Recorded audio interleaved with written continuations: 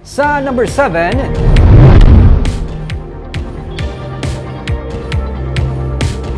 isa ka babae nga snatcher ang nadakpan sang Sabado.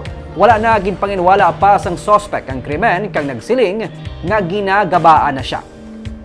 Ginpasaka na kainas ang kaso nga theft sa prosecutor's office sa Bacolod si Gemma Mahinay, 42 anyos. Siyang nag-snatch ang kahita sa isa ka babae sa depasahero nga salakyan sang Sabado nga adlaw.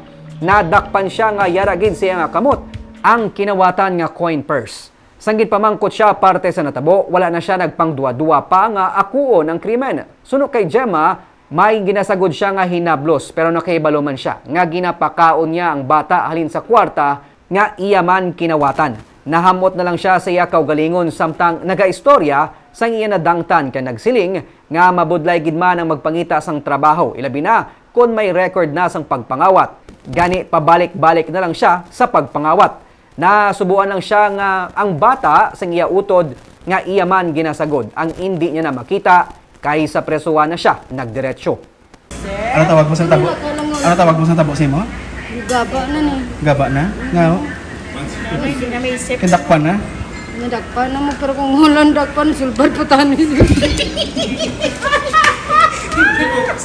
May isip mo pang chimpo kapila ka namang kuhan? May isip mo po? Lakar ko galakad. Sir, kana, di na give me mga ano pala, wala di mo makaon.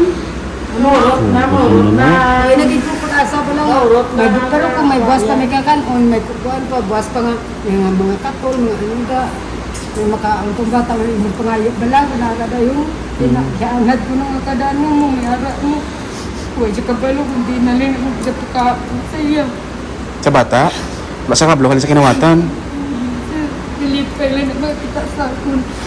Kapag ano gani, pagkatuka sa pusuan, dilip ka kita sa akin, hindi na pwede di ka palapit bata sa akin.